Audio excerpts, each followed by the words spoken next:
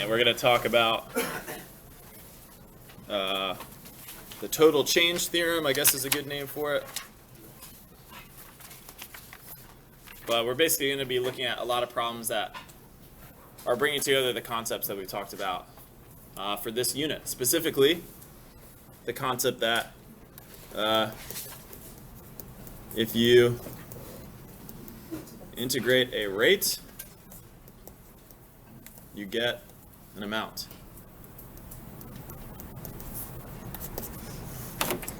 And so a rate function might include velocity or anything that's like gallons per hour or some sort of something per amount of time, whatever it may be.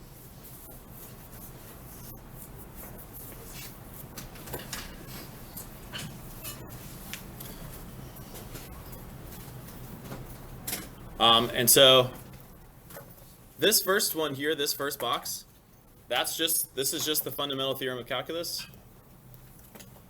It's how you calculate a definite integral. It's how you calculate the area under the curve. But what this would represent is total change in f of x, capital F of x, from A to B.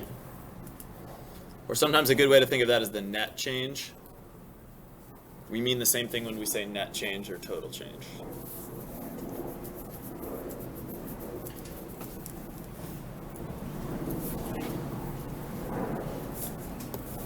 So, I don't know, maybe a good metaphor or image is like you've got some money in the stock market, and I don't even need to draw a graph for this. You know, let's say on Monday you have $100 in the stock market, and then Tuesday, we'll call it Black Tuesday, you have negative $500 in the stock market. You lost all your money. But then Wednesday, I don't know anything about economics, but stock market recovers and you have now $200 in the stock market. So from Monday to Wednesday, what's your total change? Plus 100, right? So if there was some rate graph of your money, if we integrated it, we would get, that you went up $100. Yes, and was it an emotional journey? Probably, yes, it was. But if we just looked at Monday and Wednesday, we're like, okay, well, you made $100, right? There's stuff happening along the way, but that would be your total change. And that would be your total change if you had $100 to $200, or if you had more extreme, like, $1,100, $1,500, and $1,200. You still went up $100, right? It has nothing to do with the amount that you started with and the amount that you ended with. It has to do with the difference between the two, so your net change. This right here, notice this box comes from just solving this and adding f of a to both sides. That's how we get the second box. And what this tells us is the amount we have at b, at time equals b, maybe. I'll just say x equals b.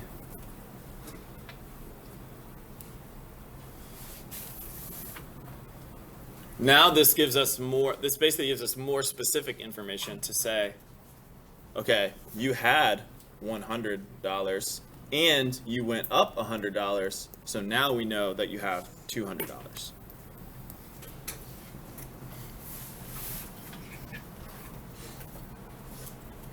And it's just a difference in information. So, and the reason the difference is important is because you might be asked about one thing or the other, or you might be giving an answer that's one thing or the other. It's like your friend comes and says to you, hey, I made $100 yesterday. Or a friend that comes and says to you, I have $10,000 in my bank account now. One says how much you currently have, one says how much you made. They tell different things. To get the full picture, we would really like to know both, right? But it always depends on just what the question is asking. So, do number 2. Again, actually you've done this before. So a lot of this stuff you already know how to do, but you need a calculator for this. Talk about this with your neighbor. How would you do number 2, and how would you set it up to show all your work?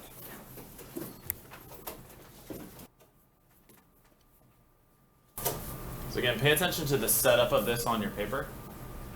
This is the kind of thing that earns you a lot of points, is setting it up correctly.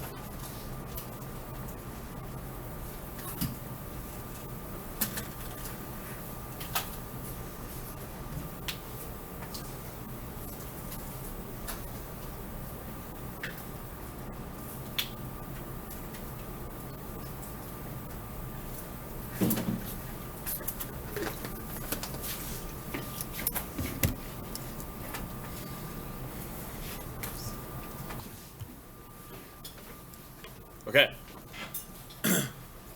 So, if I integrate R of t, because this is a rate function, what would the bounds be for this problem? What should I do?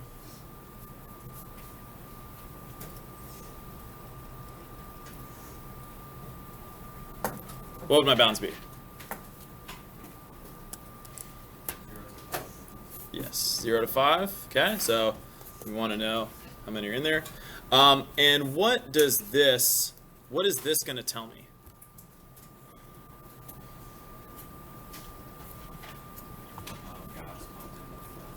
Yes.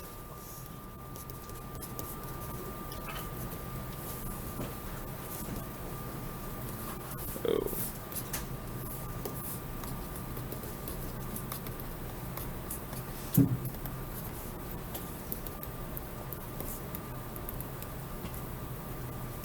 Okay. Should we label it R of t or R prime of t? Is this function R or R prime? R. Yeah, so we want to label it R. R is basically our velocity of gallons, but we don't want to label it R prime. We don't want to take the derivative here. But so when we integrate, this gives us the amount of gas pumped in. This gives us our total change, our net change. If we want to know how many gallons are in the tank at 5 minutes, what do we need to do? Yes.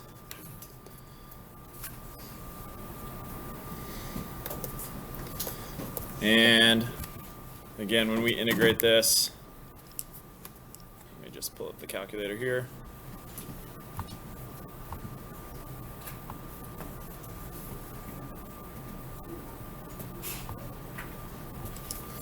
So 4 plus, well, let me just do math 9, 0 to 5.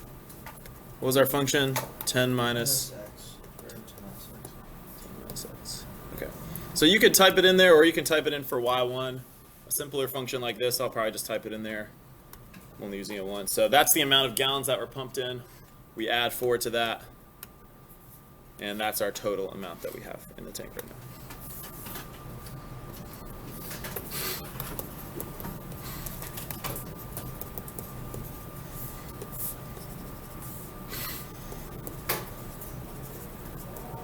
Make sure you include units. And having this expression there, the integral, that's the kind of thing that's usually worth like a point on an FRQ, or sometimes 2 points if the bounds are hard to think about. You might get 1 for the integral, 1 for the bounds. But that's the idea. Okay, do number 3.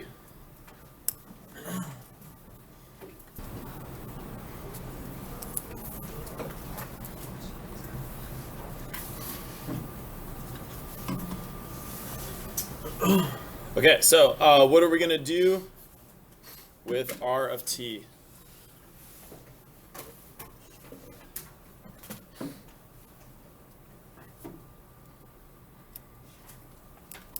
What are we going to do? Integrate.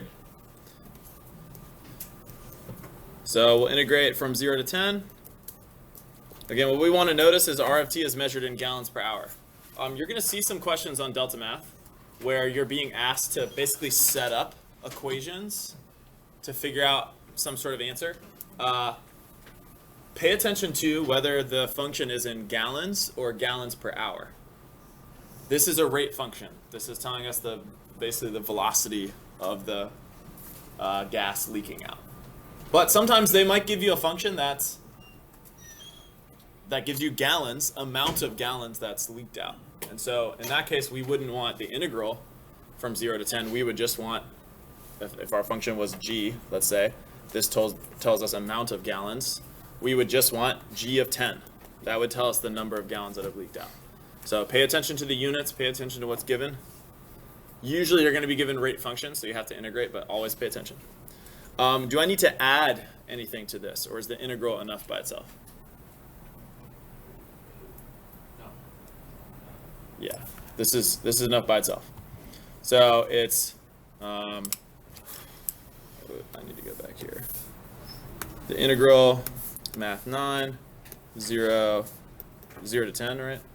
Yeah. 500 e to the negative 0.2 x. Whoa. Remember, since the question says t, if you want to use t, you can. You just have to make this equal dt. I would say just use x, but sometimes you want it to be the same. I don't know. But you can use any letter as long as they agree with each other. Okay. I thought I was going to say something, but I forget. Oops. Okay. Oh, yes. So sometimes wording can be a little bit ambiguous, and you're saying, okay, this is a function telling me something about a leak. It's telling me about loss. So, should it be positive? Should it be negative because I'm losing gallons? Things like that. This might be something that you have to think about. But just notice, use your brain. When you integrate this and we get a positive amount, that means we lost this many gallons, right? If I were to integrate this and get a negative amount, then I would want to use my brain and say, okay, well, this must be our total change. So I should say, let's just say hypothetically we got negative 1,000. I would say we lost 1,000 gallons. So sometimes the wording or the function can be ambiguous. You just have to think about the context, okay? So speaking of which, do number 1.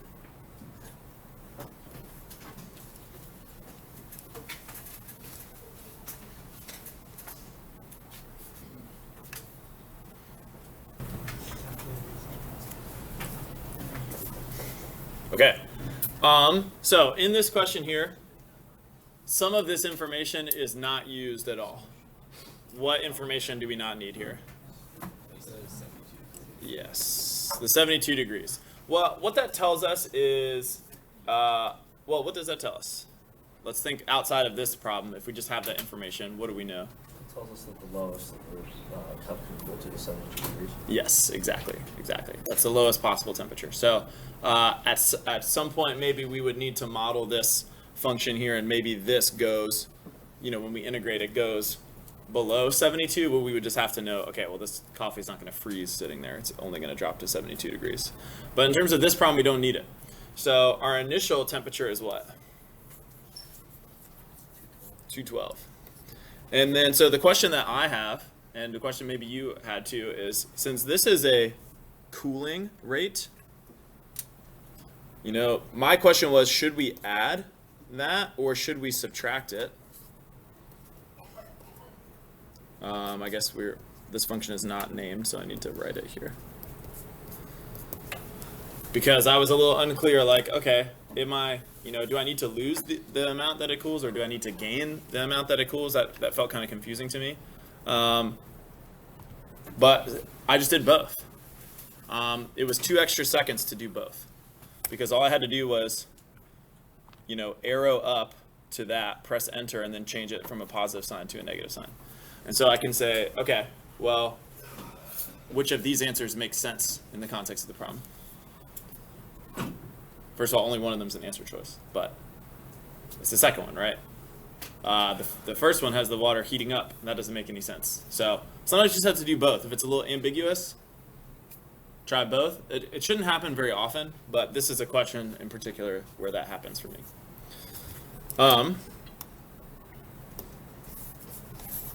At the very bottom of this page, there's actually no examples of this, and I think this would be quite helpful. We're going to come up with a conceptual problem here. Let's say we have 300 gallon. There's a lot of questions like this on the Delta Math. In a water tank.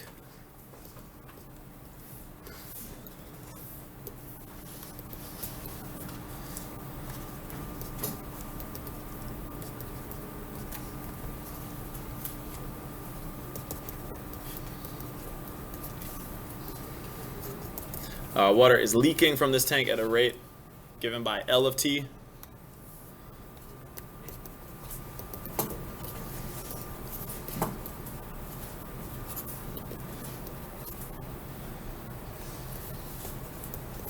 And we'll say water is being pumped in at a rate of P of t.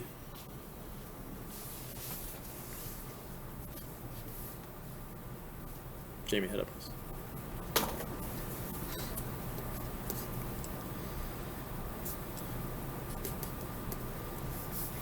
Let's say both of these start at t equals 0.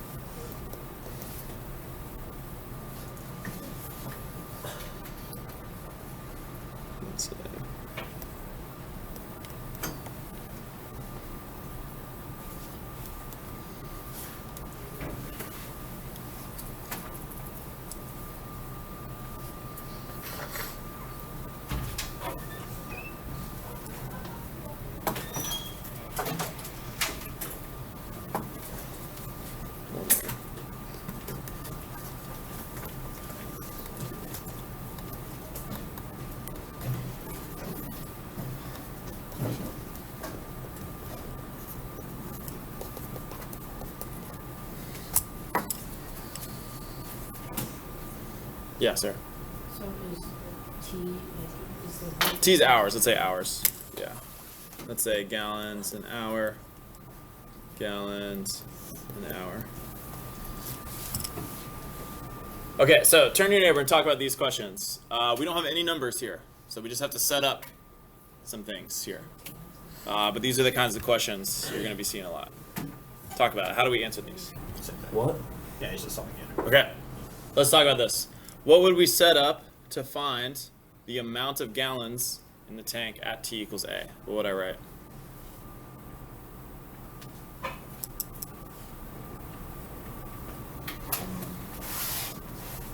Thomas. The integral from 0 to 10, P of t minus L of t.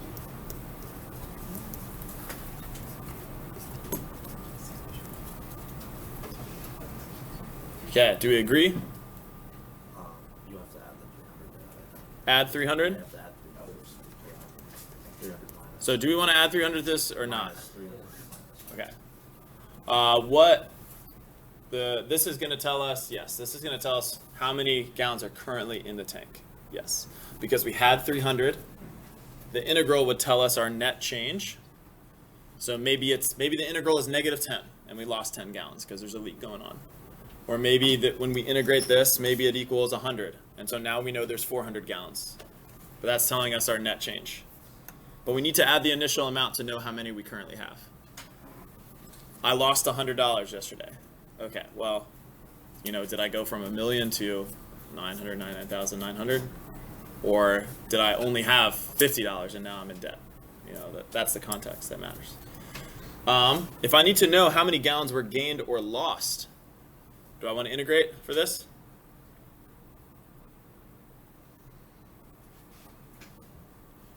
Yes, I do. So this is net change.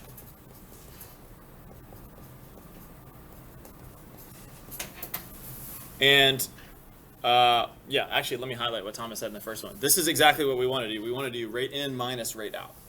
P of t minus L of t. It's basically making a combined rate of change function. Because we have two different things going on simultaneously. We got water being pumped in, we have a leak, but when you combine them together, you get the rate of change of water. For B, do we want to add 300 to this? No, we do not. This just tells us our net change. Okay. Letter C. Do we want to integrate for this one?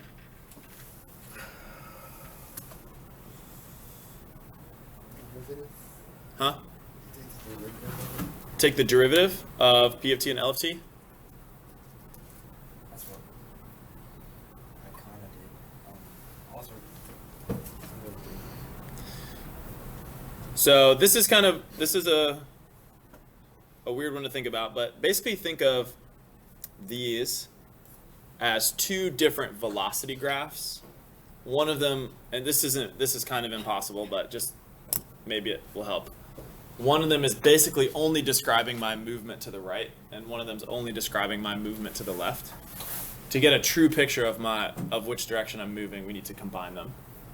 That's sort of what's happening here. Is we have an amount of water, we're leaking, we're gaining at the same time. To get a true picture, we have to combine them together. The amount of the water that's in there, if that's decreasing or increasing, we want to think about, well, we could think about a few things, I guess. We want to think about rate of change of water, right? Increasing amounts of water, increasing or decreasing, that's rate of change of water. Is that L of t, P of t? Is that the derivative of L and P? Is that the integral of L and P? What's going to tell us rate of change of water? Turn to your neighbor and talk about it. Not average rate of change, just pure rate of change. Which one tells us rate of change of water?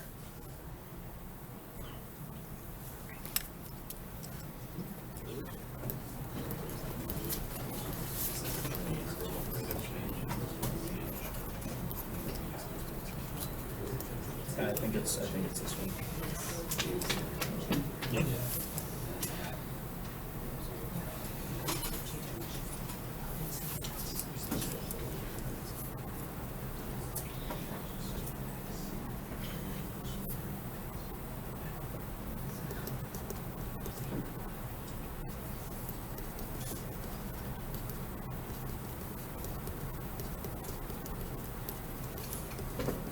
Okay.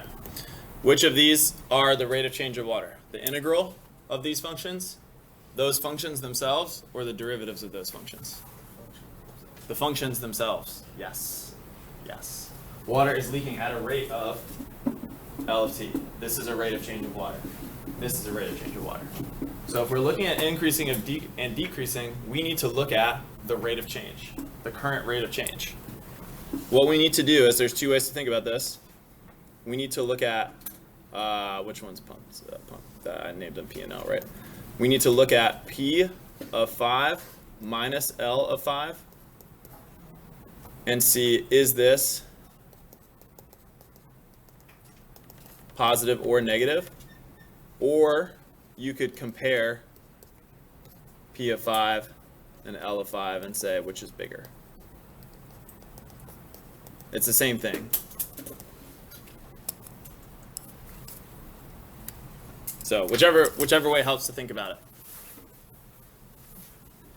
Because if the water is being pumped in at a higher rate than it's leaking, then we are going to gain water during that time. Right? We got a little drip coming out, we got a faucet pouring in. Water's going up, even though it's leaking out. Or when you combine them, this like P of t minus L of t is like our combined rate of change. Just look and see if that's positive or negative. That's what we would need to look at. This is something that comes up in FRQs all the time. So if we have the rate already, we just need to plug in our values to that. Okay, questions on that? These are concepts we'll come back to a lot. It's a really important page and lesson. Okay, let's go to the next page. Let's actually talk about how this relates to particle motion.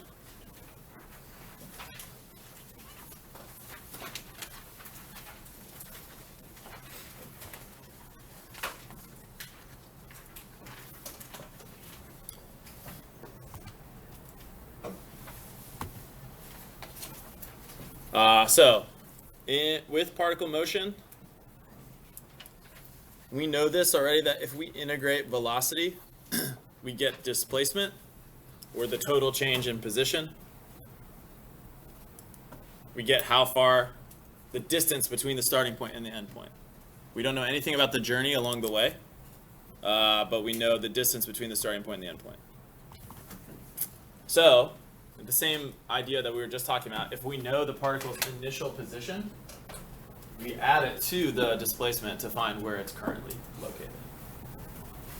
But it's the same idea. This is one that we see way more than the box right next to it. But the same thing can be true for a particle's current velocity or change in velocity if we have the acceleration graph. If we have the acceleration function and we integrate that, it's just total change in velocity. So like I was going 20 miles an hour. A few hours later, I was going 60 miles an hour. My change was 40 miles an hour. It doesn't. I could have gone a whole bunch of speeds along the way, but my plus 40 is what I would get. So you can do the same thing. It's a little bit less common to work with an acceleration graph, but it works the same way. This is the new thing that we're adding right here, total distance traveled. We've talked about this a lot. Total distance traveled versus displacement. Total distance traveled is the integral of the absolute value of velocity. A lot of times these will be calculator questions where you just have to put it in absolute value and integrate it. But a quick example here. Let's say we have v of t. And we have these areas A, B, and C.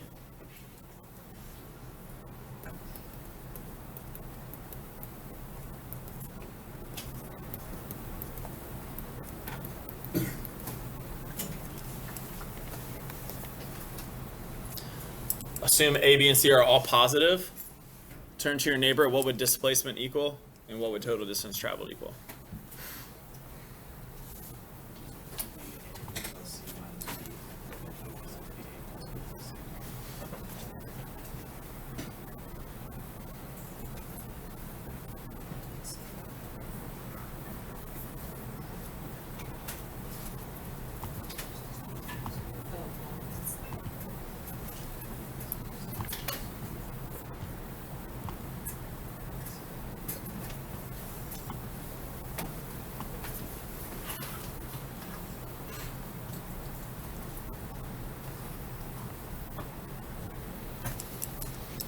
Okay, what would displacement equal?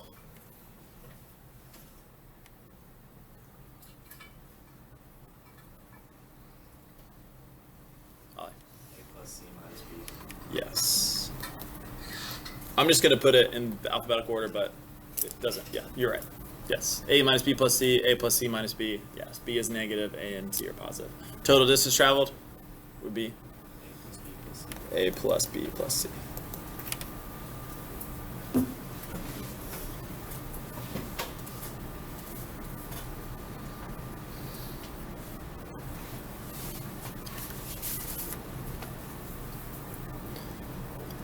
If you still have that particle motion paper from the derivatives unit, we're going to add some stuff to it.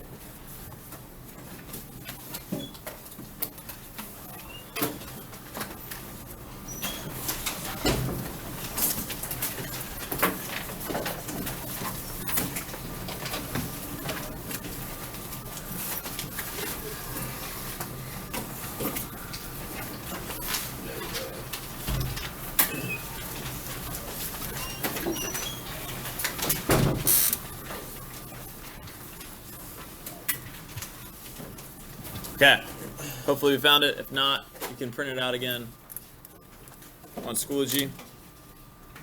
but there's a few things in here that we said we were going to come back to. We're going to come back to most of them. So displacement, we now know is below.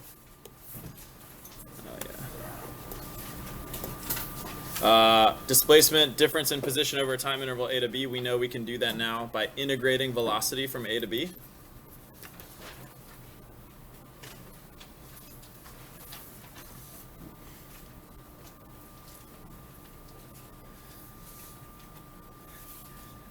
For the one right above it, we know final position is x of b, but we know that that also equals x of a plus the displacement.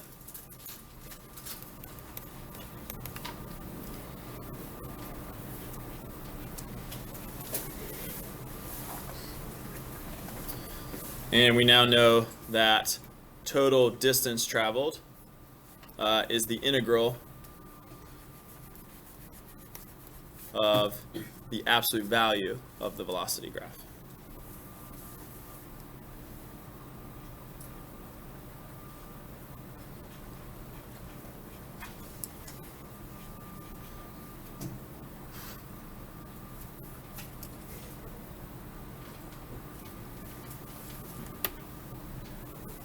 Okay.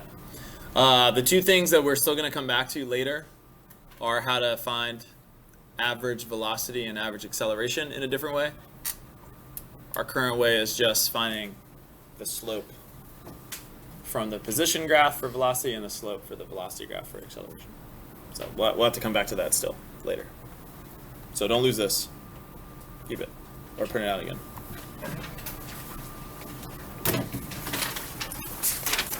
Okay.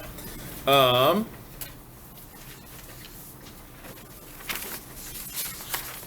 think that's good enough. Okay. That's it for today.